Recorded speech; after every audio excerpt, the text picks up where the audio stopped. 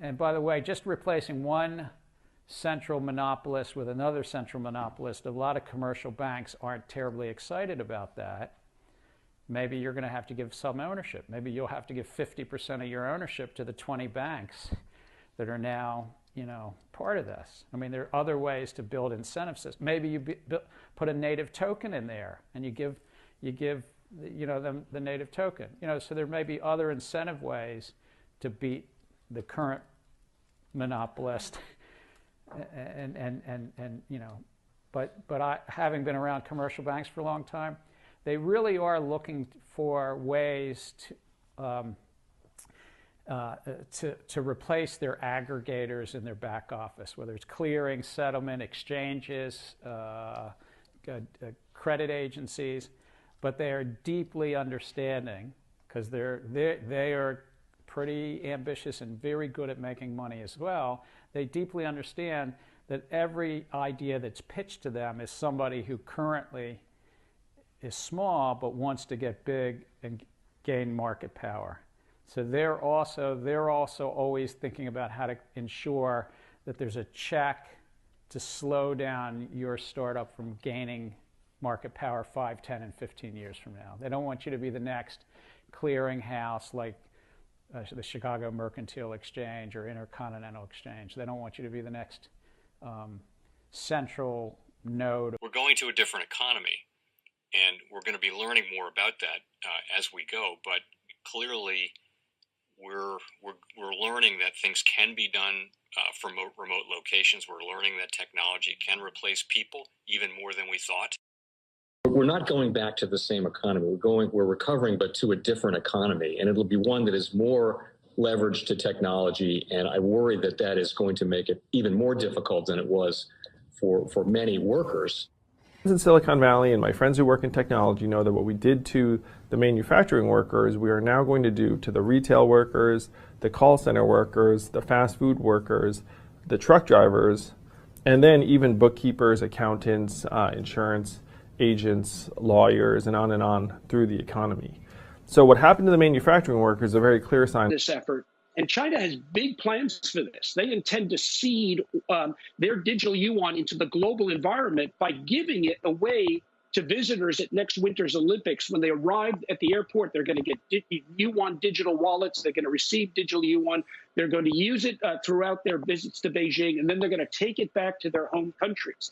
They see this as a huge advantage. Why? Because who controls the underlying protocols, who controls the underlying standards of the future of money will control the future of money. Welcome to the Crypto Teacher. And guys, please like and subscribe. If you do like what you're listening to, please inform your friends and family and spread all over social media. It is imperative that we get back to learning finances and understand how the world really works.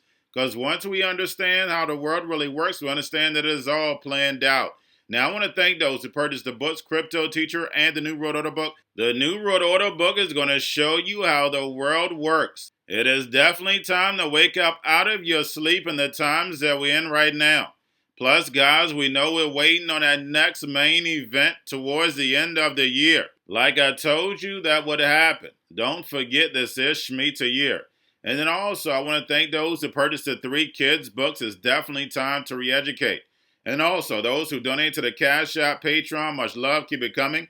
Do not forget I have the New World Order cryptos in my Patreon. Do your own research, but going inside of a bear market, you definitely want the cryptos that have real use cases. And much love to those who are shopping at both stores, keep it coming. And of course, guys, we get into Bitcoin and cryptos first. Don't forget to like and subscribe to the channel. And right now, Bitcoin and cryptos are flat. But guys, we know this week we're going to be on another roller coaster ride. And then next week we're going to be on that roller coaster ride.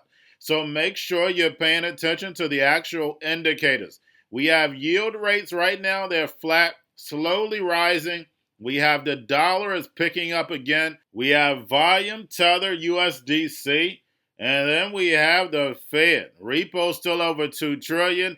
And guys, we know they're going to be raising rates this week. And then we have midterms next week. The market did great in October because, guys, we know they had already priced in the previous rate hike. But guys, we're going to get 75 basis points in November and then probably another 50 or 75 in December. And we know the markets can't take it. Plus, we have the other central banks, the major ones, doing the same thing. And then we're going to have QT that's going to start. And that's just like raising rates. Plus, in 2023, you're going to have a 15% tax on these big corporations. And we have these big corporations that raise wages, which we know they're going to use as an excuse to start laying off.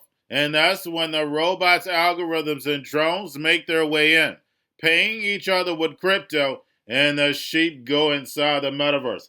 And remember, the crypto teacher told you. Now we have the Indian Central Bank to start wholesale CBDC pilot November 1st. And that project includes 9 banks.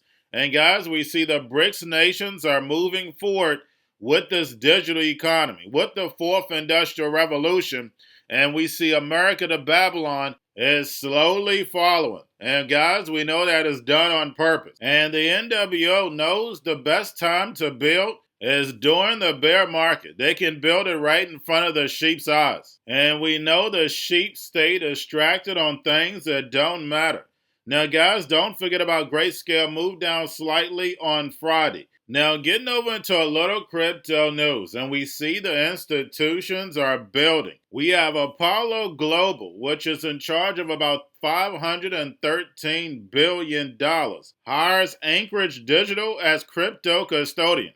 And it hasn't stated which digital assets they're going to be putting into custody. But guys, we're seeing all these big banks and big corporations rolling out their plan for blockchain and tokenization. Now we have Blockchain Association give support behind Ripple and SEC Duel.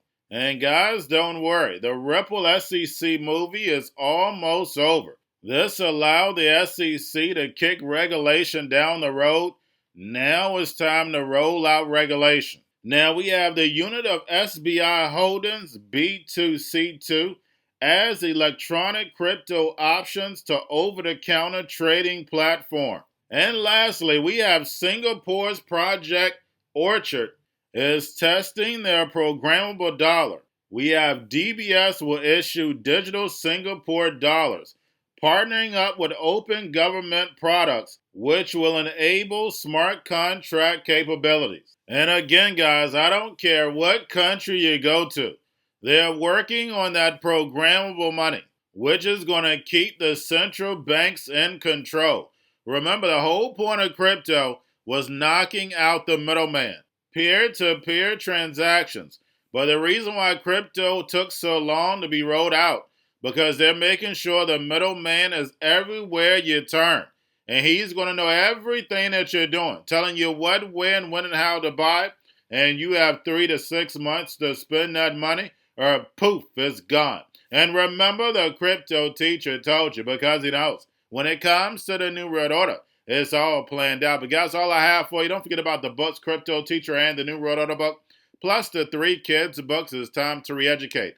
Also, if new to cryptos, Coinbase, Bitrue, Binance, do not forget book links and crypto links are in the description. The stock channel, guys, don't forget to go like, subscribe, spread it everywhere. You have your Kobo, your chip stocks, your banking, your gaming. While everybody's sitting at home, get home stocks, the C-word, the biotech stocks. And while everybody's at home wishing they were still getting that free money, what they doing?